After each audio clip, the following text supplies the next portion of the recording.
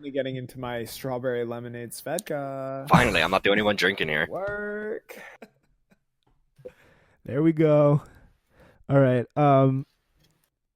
Yeah. You know what? Actually, yeah, I may have to invite.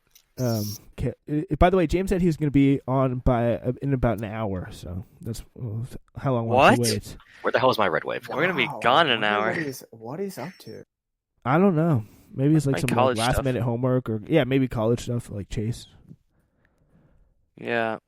It's fine. I got you guys. I'll give you some solid right-leaning ideas. And... There you go. Yeah, James is James is just he's not really he's actually kind of left, but he just knows everything, so he can just go on forever. It's he's useful. He's useful for his just data, dude. He's just got it. Yeah, he's our Nate Silver on these events and things like that. Yeah, for real. Sure.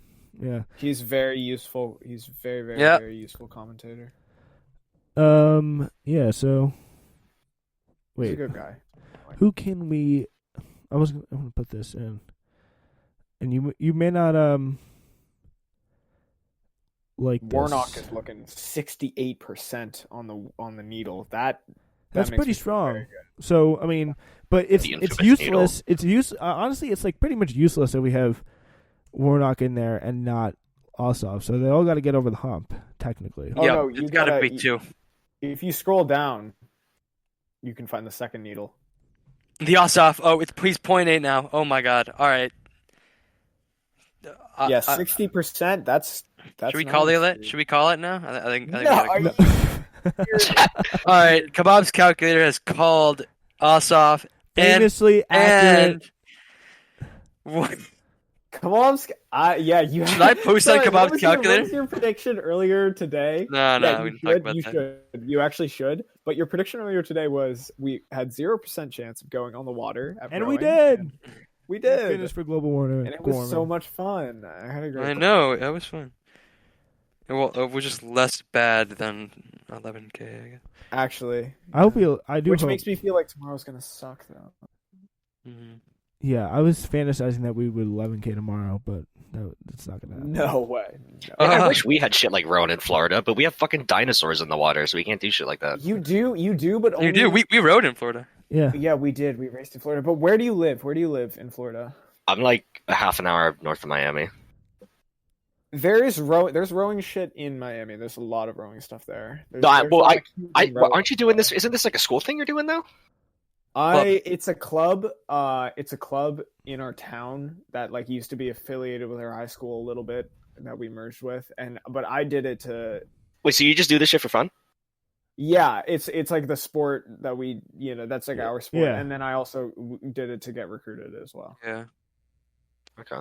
But it's a pretty good time, I think, overall. Yeah, because there's leisure rowing and stuff.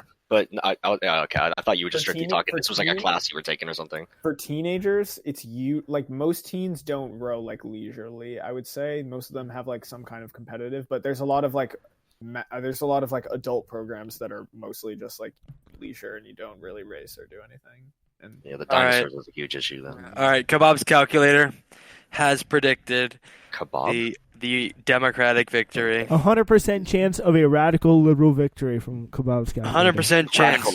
The radical left. These radical left. The radical left, Raphael Warnock. Radical liberal, Raphael Warnock. Yeah, I'm busy. I'm out here busy playing Call of Duty Cold War, struggling through the campaign section, and wishing that I could be a KGB or Vietnam character.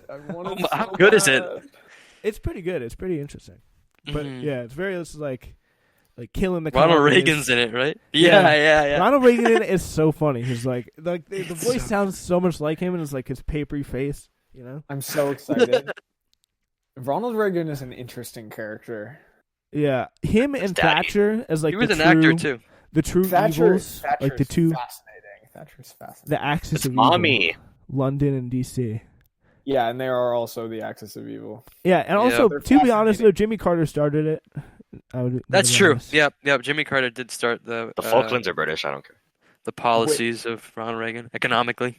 Did he really? He did. Yeah. He began, that's pretty much why he lost. I think in large part because of those policies. And there's so many issues. Which policies are you referring to specifically? Because there's a lot of different policies that work. Pretty much the austerity that they and deregulation and tax cut again. So Jimmy Carter did the tax cuts because I thought that was the essential thing of Ronald Reagan was that he was lowering taxes on corporations for the trickle down effect. Yeah, he definitely did that too. Like I think he probably did that more, but very unfortunate if that's true. Yeah, he was definitely a big. I think his post presidency has been pretty awesome, but pretty good. Yeah. Probably the best. But his actual presidency. Unfortunate. I mean, there's so many issues that he had to deal with, right? I mean, he had the oil crisis. A not good time. The 70s was a very rough, hard period for this country. I don't know if anyone can win a re-election at that point. No. Yeah, he had an energy crisis to deal with. Hostage crisis. Yes, that was a big thing for. He only barely won re-election. There was high distrust in the White House after Watergate, and there was just like cultural turbulence in the 1970s. Yes. There was like a lot of violence, still from the 60s, stagflation and shit. Yeah, and a lot of like cultural revolution from the 60s. Yeah. U.S. economic decline. Yeah, dude. For sure. To think my parents like grew up in the 70s and 80s is just... Oh, yeah. I don't envy them, honestly. But... Yeah, like my going into a much better future, though? Like, considering... I don't know. I don't honestly, know. like, that was are, still... Like, I think that was, like, kind of the beginning of the modern era. But I think it's still pretty much been... Like, that was, like, the peak right there. Like, 1970, it was just, like, right down, you know? Like, from the 1980s to 1990s. Yeah, that was probably the peak of American hegemony. I would say peak of American hegemony. Dude, the decadence. I would say probably the 50s or 60s. Yeah, I think it's a longer. Yeah, it's actually a longer. Like just the entire the Cold War period though is like that's the most fascinating part of history for me. Yeah, the early Cold War period. Yes. 50s and 60s, I would say like probably the peak of American.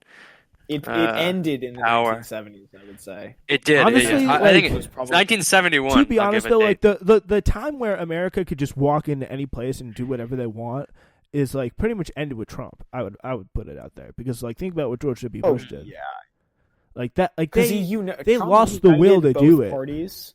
It was like an empire that just like got too like they got onto they struck out on bad luck and just have like a guy who just cares more about like malted milkshakes than starting wars. So we'll see what Biden does. I'm not optimistic though. But I feel like Trump has united both parties on the idea that foreign wars are not a good thing.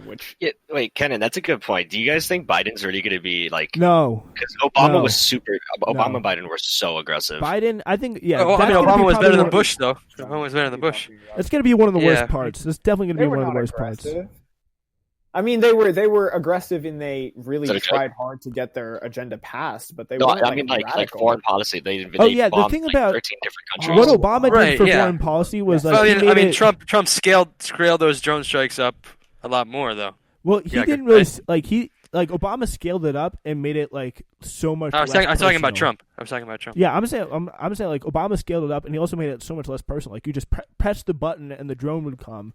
There's no troops on the ground. You can just still do whatever you want. You still do the same function. What do you guys think of Qasem Soleimani's assassination? Because if you're going to talk about Trump's foreign policy, I think that's a pretty central. I'm pro. Kill that bastard. Fuck him. I hope he burns in hell. All right, so you're like anti-war, but you're in favor of assassinating. That is insane. That is insane. I'm torn. I would like you guys to convince me one way or the other. You can't just pull out of everywhere. That would just give the road to China.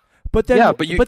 This has nothing to do with pulling out. This is like killing a top Iranian general. This is very weird. Very conflicting.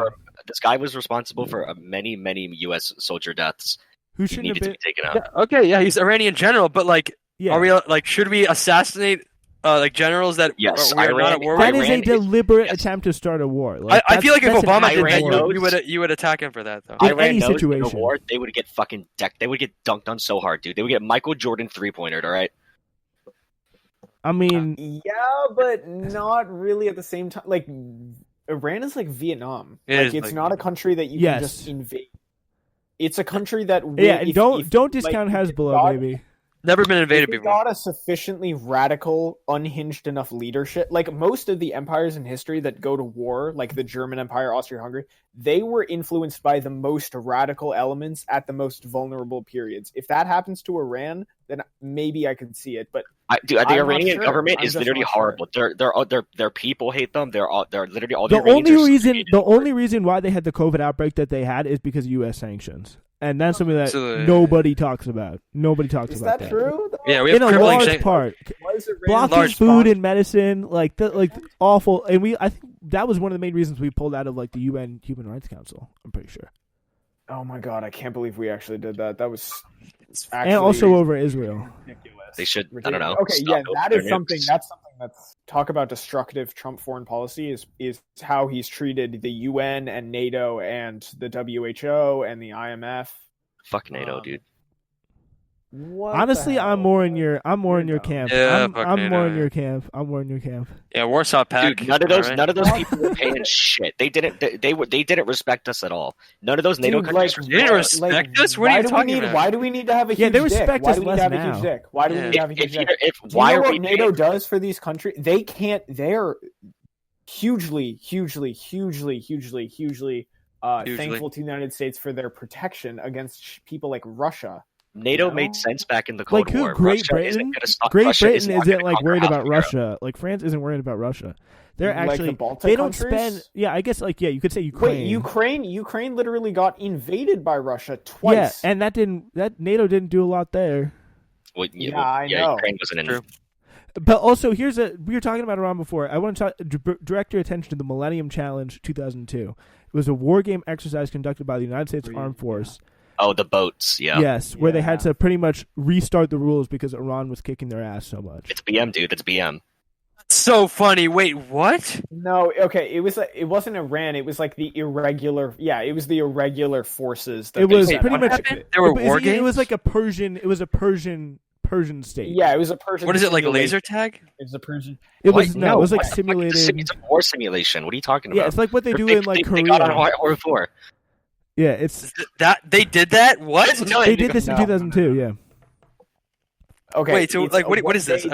It's a live reenactment without any actual real ammunition, of course, of a simulated conflict between two parties, and one of the parties was the U.S. military, which was red team or blue team, and then definitely blue. The other one was this fictitious Persian Gulf state with similar characteristics to Iran that was very guerrilla and asymmetrical warfare, and the leadership of the asymmetrical guys were really competent, and they utilized what they had an advantage, and they kicked the ass of the Americans. How do you win? What is it? They had to. So this is what they did. So they did. I don't get it. They used old methods to evade Blue's sophisticated electronic surveillance network. Van Ripper, who's the general for the Iran stand-in, used motorcycle messengers to transmit orders to frontline troops in World War II style light signals to launch airplanes without radio communications. So Red received. What do they use for guns? Do they shoot real guns? Yeah, they have the same. They have the same guns. Blanks.